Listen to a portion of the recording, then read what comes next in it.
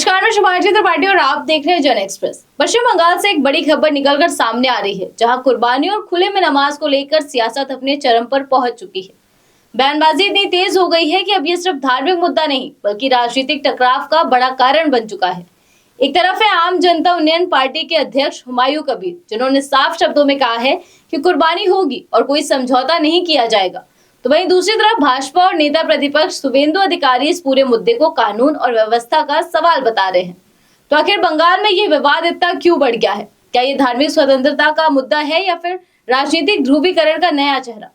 आइए समझते हैं इस पूरे मामले को गहराई से। दरअसल बकरीद से ठीक पहले पश्चिम बंगाल सरकार ने एक नोटिस जारी किया है, जिसमें बिना फिटनेस सर्टिफिकेट के गाय और भैंस की कुर्बानी पर सख्त रोक को दोहराया गया है। इस नोटिस में साफ कहा गया है कि किसी भी बैल, बछड़े, गाय या भैंस की कुर्बानी के लिए 2 अधिकारियों के हस्ताक्षर वाला प्रमाण पत्र जरूरी होगा। नियम तोड़ने पर 6 महीने तक की जेल और जुर्माने का भी प्रावधान है।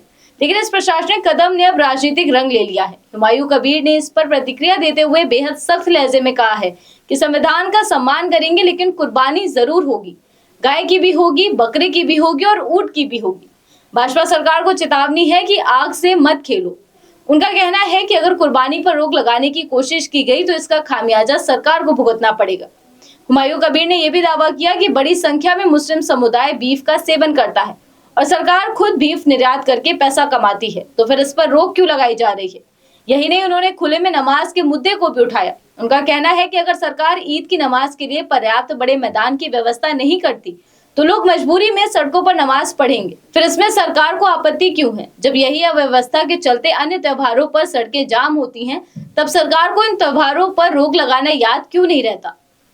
अब बात करते हैं भाजपा के रुख की। तो भाजपा नेताओं का कहना है कि ये किसी धर्म के खिलाफ नहीं बल्कि तुष्टीकरण के खिलाफ लड़ाई है। उनका तर्क है कि सड़क पर नमाज पढ़ना सार्वजनिक व्यवस्था को प्रभावित करता है और इसे नियंत्रित करना बेहद जरूरी है। भाजपा ये भी उदाहरण देती है कि कई इस्लामिक देशों में भी सड़कों पर नमाज पढ़ने की अनुमति नहीं है, इसीलिए इसे धार्मिक अधिकार का मामला बनाना सही नहीं है।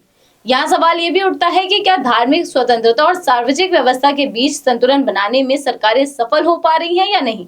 इस पूरे विवाद को अगर गहराई से समझे तो ये सिर्फ कुर्बानी या नमाज का मुद्दा नहीं है, ये 3 बड़े पहलुओं से जुड़ा है। पहला है धार्मिक स्वतंत्रता बनाम कानून व्यवस्था का, दूसरा है राजनीतिक ध्रुवीकरण और वोट बैंक की राजनीति का, और तीसरा प्रशासनिक फैसलों की टाइमिंग और उनके प्रभाव का।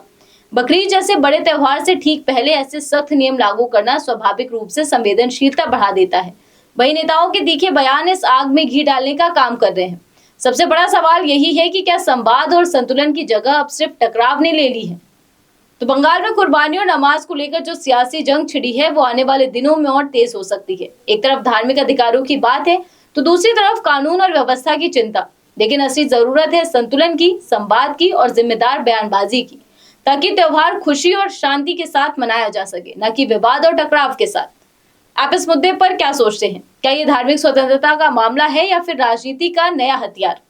फिलहाल के लिए बस इतना ही। देश दुनिया की ऐसी तमाम खबरों को जानने के लिए आप देखते रहिए जन एक्सप्रेस। धन्यवाद।